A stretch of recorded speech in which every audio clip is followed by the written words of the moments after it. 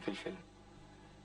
انما هي المشاكل الانتاجيه دلوقتي هي العقبه، انما الفيلم معد وجاهز.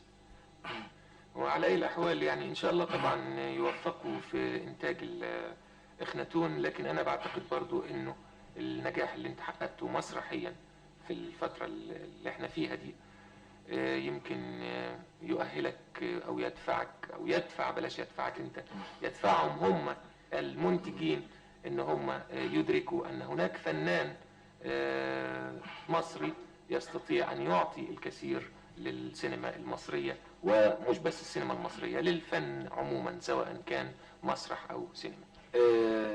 انا اذا كانت بدايتي بدأت من 3 سنين وكانت بداية موفقة، فأنا كنت بشوفك وأنا طالب في المعهد في المسرح القومي.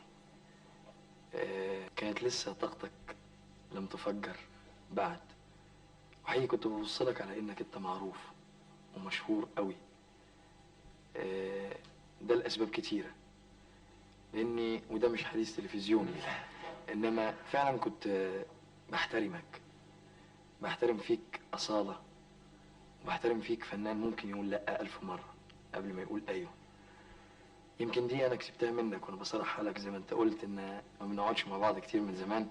كنت بقعد معاك في المسرح القومي أيام ما كنت بشتغل في عمل زي النار والزيتون. مظبوط.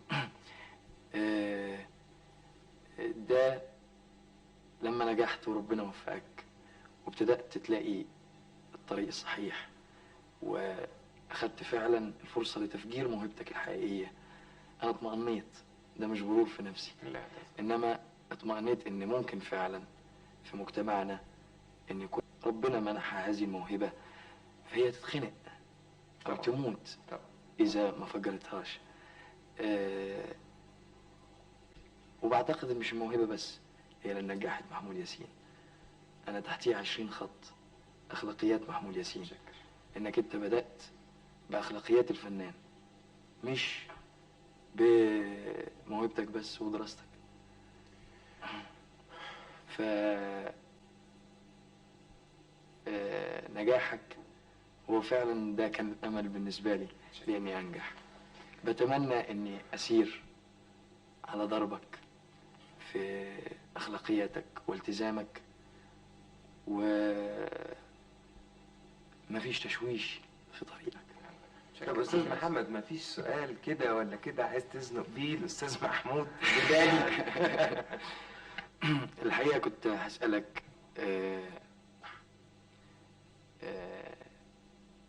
معروف ان اي ممثل بيلمع، وده عيب في المجتمع الفني عندنا، ان ممثل لما بيلمع في قطاع معين او في نوع معين زي السينما او التلفزيون او المسرح، فهو اللي بيتعبوا المنتجين او اللي عايزينه في الاعمال دي.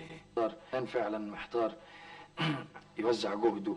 مفيش عملية تنظيم في الوسط الفني عموما ان الممثل يبقى عارف ان هو هيعمل في السنة دي 3 أفلام و3 أفلام مسبقا، عارف هو داخلهم ازاي، وبعدين عامل نفسه رينج انه يعمل عمل مسرحي.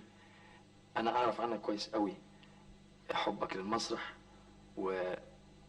والتزامك بيه، انما برضو هي في حتة مسؤولية انا برميها عليك في مسألة التنظيم ده. ايدك انت مش في ايد المنتج او في ايد الناس اللي عايزينك في السينما او عايزينك في التلفزيون او اي اعمال فنية، انما انا شايف ان انت لازم تسعى الى المسرح اكتر.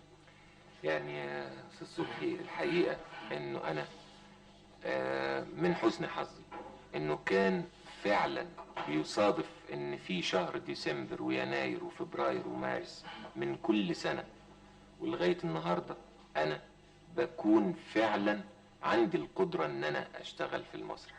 كنت هسألك سؤال يمكن يكون تقليدي شوية.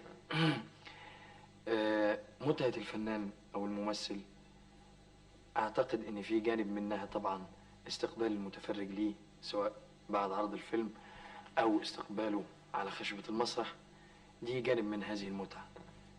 انما في مثل حالتك فنان بيدرس الشخصية وبيدرس العمل اللي بيعمله، بيدرسه دراسة كي يصل الى مرحلة الصدق ويصل انه يتصدق.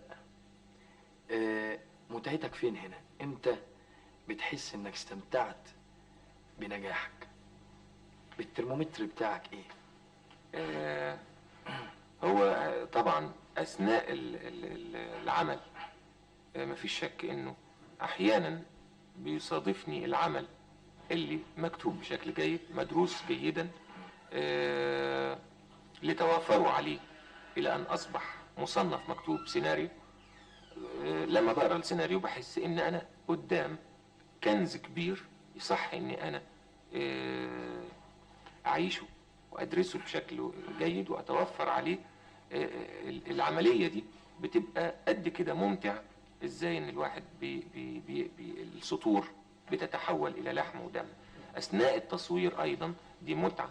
يوجد متعتي ايضا مع عملية تركيب من جزئيات نهاية الفيلم في اول يوم تصوير، والاقي الشخصية عمالة تتمزق قدامي لقطة لقطة لقطة لقطة، متفرقات متفرقات. انا شخصيا بعتبرها نوع من المتعة الفنية للفنان، وهو عمال زي ما تجيب لطفل مجموعة مكعبات وتقول له من خلال المكعبات المدربكة دي كون لوحة او رسم معين. الشخصية بتبقى مجزأة وبلاقي نفسي عمال اركبها جزئية جزئية ولقطة لقطة. بعتقد ان دي متعة. المتعة الكبرى ايضا هي كيف يستقبل الجمهور هذا العمل، وبتبقى طبعا متعة كبيرة جدا. لو تناولني بالتقييم يصح التقييم يبقى ضدي، يصح يبقى لصالحي، المهم انه شاف ان انا استاهل التقييم. طب استاذ محمد صبحي، في نهايه اللقاء ايه الكلمه اللي تحب تكتبها في اوتوجراف محمود ياسين؟